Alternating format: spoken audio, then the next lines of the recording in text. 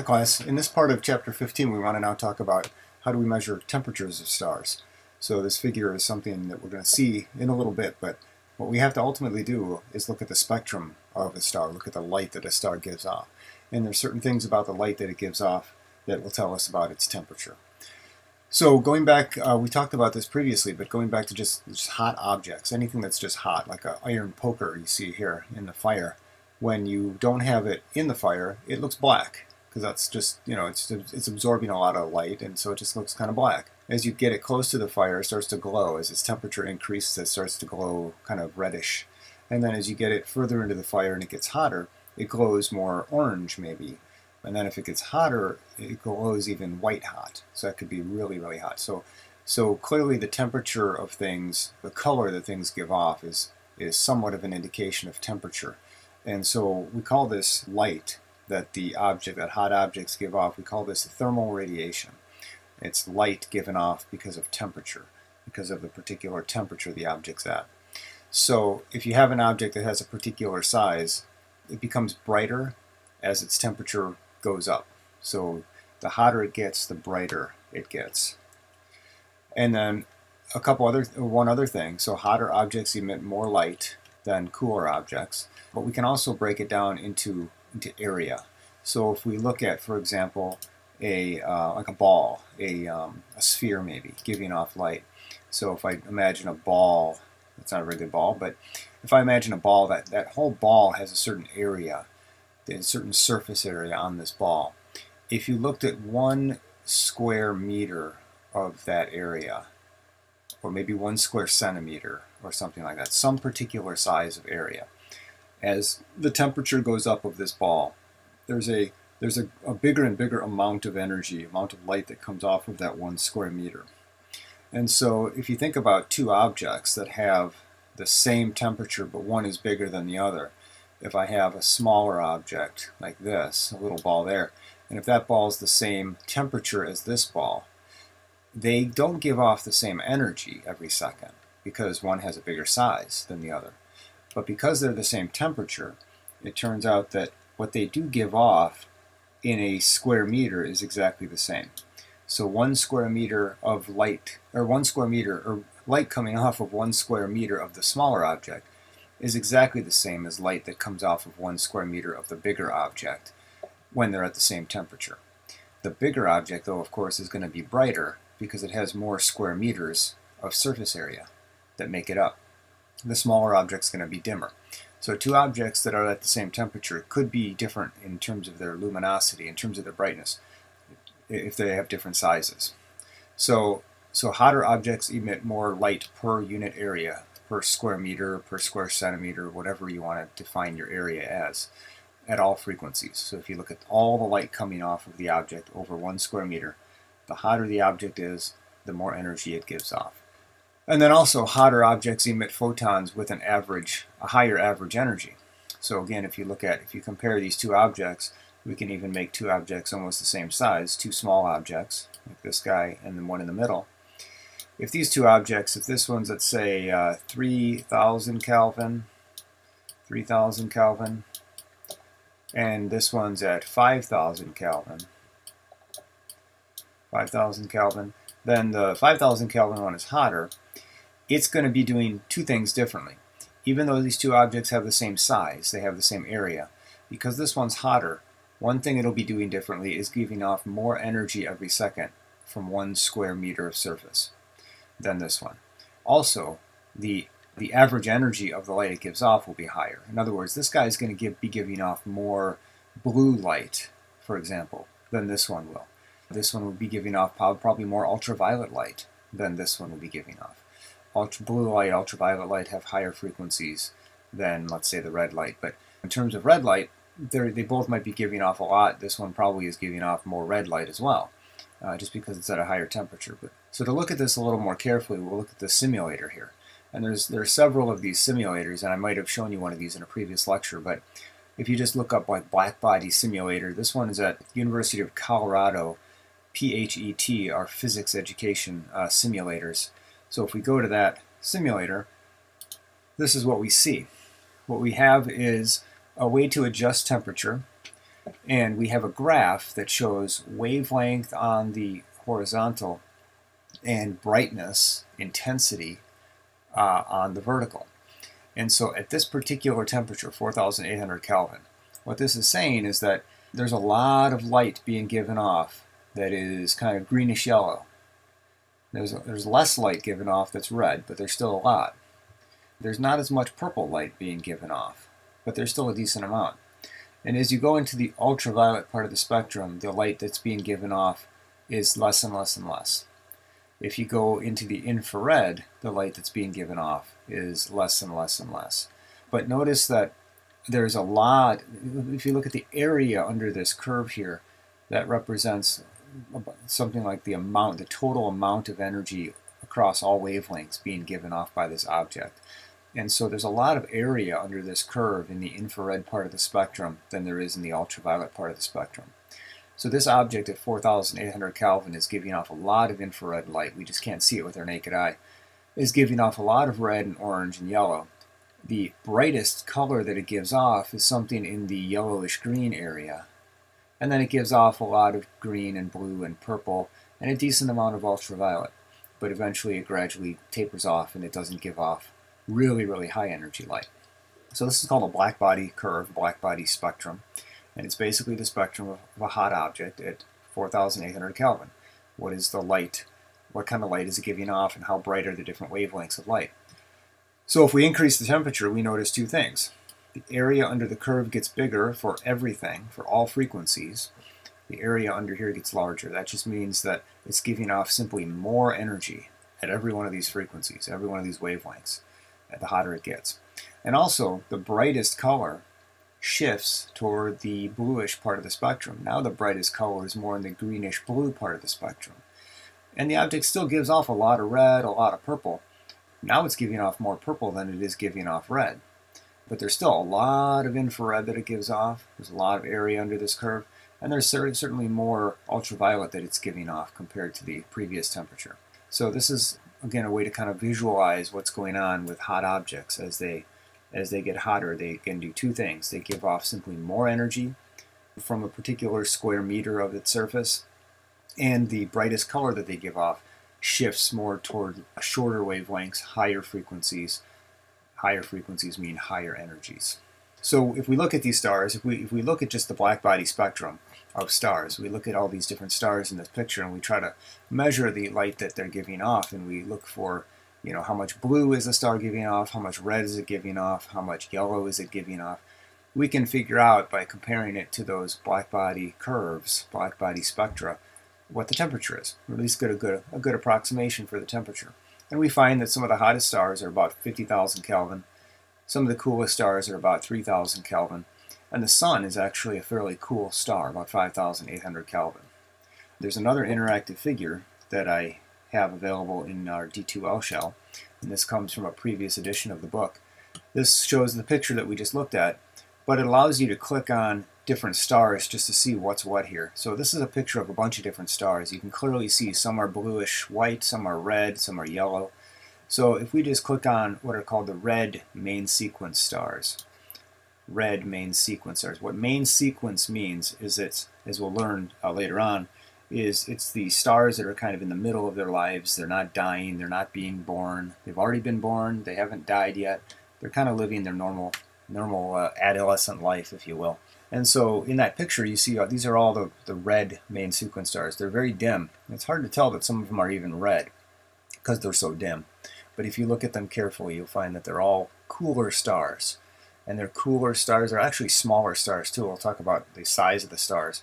So they're cool and they're small, so they're very dim and they're hard to see. Yellow main sequence stars are like our sun. Our sun is kind of a yellowish main sequence star, kind of an average star. So you can see all these stars look yellow. Blue/white main sequence stars are, again, normal stars living their normal life, but these are bluish white, which means they're much hotter. They're much hotter stars. And it turns out that these much hotter stars are much bigger, and they don't live very long. Certainly don't live anywhere near as long as our sun does. So, and then the red giants. The red giant stars are stars that have died, and they're kind of in the process of dying. We'll talk about what a giant is. What is a giant star? But it's a star like our sun, And other stars bigger than our sun, as they die, they'll eventually swell up and expand, and their surfaces will become cooler, so they'll look redder, but they'll get really big, and so they're called red giants. So those are the different stars you can see in this picture. We can click on all stars again and see them all together. And so by studying this field of stars, trying to measure all the temperatures, we can understand some of the properties, the distributions of stars, how many of these types of stars are there, how many of those types of stars are there, and we can eventually understand how they evolve and how they are born and how they die. So that's what the rest of this chapter and the next will be discussing. There's another way that we can measure temperature, and that's by looking a little more carefully at the spectrum of the star and looking at the colors that get absorbed. So when we look at an object, the spectrum, the light that it gives off, is not that simple. It's not as simple as just the black body spectrum that we saw. There are some colors that get absorbed somehow. And so how it happens in a star is that the surface of the star gives off light, but that light travels through the atmospheres of the star, as we talked about with our sun. The light, in Chapter 14, the light travels through the atmosphere of the sun, for example, and some of the gases in the sun then absorb some of that light. And so you see absorption lines in the spectrum of stars.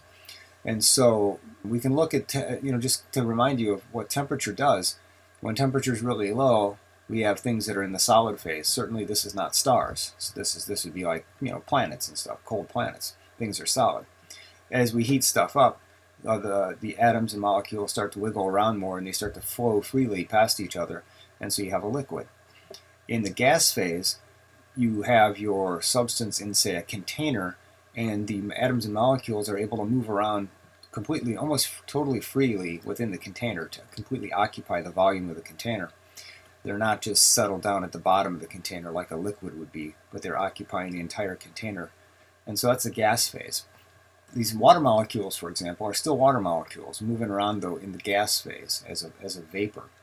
As you heat this up even more, you can start ripping off the electrons off of the water molecules, or actually the hydrogen atoms first. You could take off of the water molecules, so you have separate hydrogen atoms and oxygen atoms. So you're taking the molecules apart. We call that molecular dissociation. And as you increase the temperature even more, you can actually start taking the electrons off of the atoms themselves, and so we can start ionizing the atoms. And if you heat the temperature up even more, you can completely ionize the atoms. It takes more and more energy to remove more and more electrons, but eventually, as the temperature gets up high enough, you can completely ionize everything.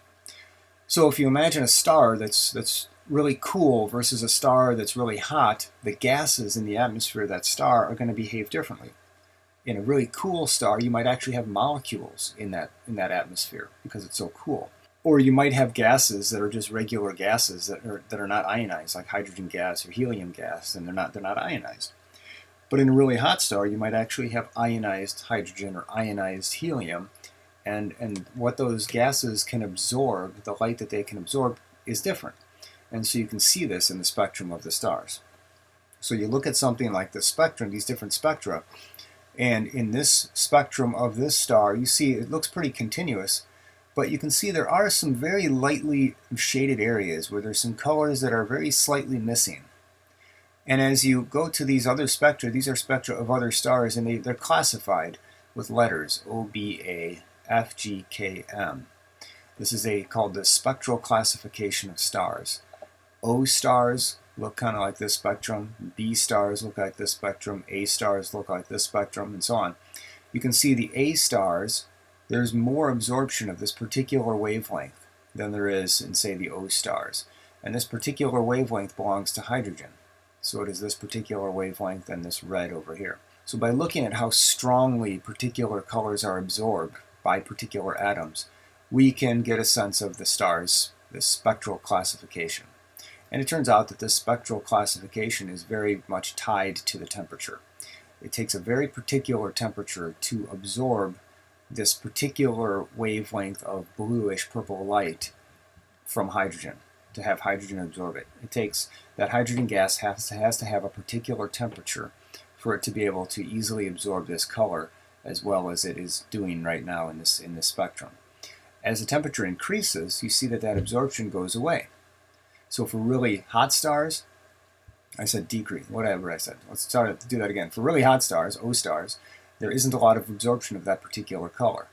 As the star cools, B to A, we get more absorption. But eventually, if the star cools too much, we don't see that absorption anymore. So this is often called the Balmer thermometer.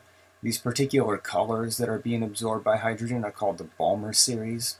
And so by looking at how much these particular colors are being absorbed, we can measure the temperature of the star. We often call that the Balmer thermometer. At really low temperatures, we can have calcium, ionized calcium, absorbing certain colors. And there's two colors that are really close together that calcium absorbs. Sodium absorbs colors, but only for the cooler stars. If it gets too hot, then you have ionized sodium, and it doesn't absorb the same colors that regular sodium absorbs. For the really cool stars, we can have molecules, titanium oxide, these bands of, it gets very complex, right? When you have molecules absorbing colors, you can have a very complex spectrum because there's many different ways that molecules can absorb energy. Again, this is called the spectral classification, or we can talk about a star's spectral type, and it goes from the hottest stars that are O stars to the coolest stars that are M stars, and there's actually a few classifications even cooler than M stars that represent objects that are not truly stars but are called like brown dwarfs, things that are sort of almost stars. And so again, the spectral classification of the spectral type is the sequence of letters O, B, A, F, G, K, M, and it goes from hot to cold. So that just seems like a weird. Who would come up with some weird classification like this? O, B, A, F, G, K, M. It's very strange. Well, this is early on, more than 100 years ago, when people were studying stars like this, and they were ranking them according to certain features in the spectrum. And they did their ranking in one way, but realized that it actually needs to be kind of shifted around. So instead of changing the classification of all those stars and giving them different letters, they kept the letters the same, they just rearranged the letters. So O is the hottest now, M is the coolest, and again there are some other letters like L and stuff, T and Y, that are over here that we worry about if we were going to worry about really, really cool stars, things that aren't even stars, like brown dwarfs. So here's a way to remember these letters, O, B, A, F, G, K, M. The old traditional way was this first line, O, B, a fine girl, kiss me. And but there are many, many other ways of remembering this. You could say, oh boy, an F grade kills me. So that might be a good one to think about. You don't want to get an F in the class, but that's something. There's a website you can go to, and you can find many of these. There's an astronomy class, Astro 101, at looks like Stony Brook University in New York, I think. And they have a contest where they ask their students to try to come up with a mnemonic for the sequence of spectral types. And you can see there's a bunch of them. You can read this page here. But you can scroll down and you can see a bunch of the 2013 winners. Oscar, be a friend, go kiss Maria, and so on. So whatever way you choose to remember it, O, B, A, F, G, K, M. And then there are a couple other letters that L, T, and Y as well. We have the spectral type of stars. It's a really accurate way of measuring the temperature of a star. We have to look very closely at the spectrum and look at how different colors are absorbed, because they get absorbed in different ways depending on the temperature of the gas. So which kind of star is the hottest? An M star, an F star, an A star, or a K star? So O, B, A, F. So O, B, A, F. So A comes first, right? O, B, A, F. So the A star would be the hottest one. So Annie Jump Cannon was one of the pioneers of this, classifying stars here, and the women that she worked with were called calculators. At the time, they didn't have computers, they didn't have actual calculators, but so a calculator was an actual person that did these calculations, that studied these spectral classifications, and it was a really painstaking process to do this. And so without them, maybe somebody would have done it eventually, but it was something that was very hard to do. It was very painstaking. You had to be very detail-oriented to be able to get this right and to classify these thousands and thousands of stars and sort through all the information and to ultimately determine their temperature. So in the next lecture, we'll talk about masses, stellar masses. How do we determine the mass of stars? So now we know about the brightness of stars, talk about luminosity, how bright a star appears to be.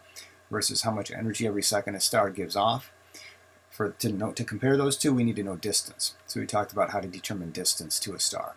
And now we just talked about temperature. How do you determine temperature of a star? You look at the spectrum, you look at the light that the star gives off, and you look at it very carefully. Now we want to talk about masses, and so we'll do that in the next lecture.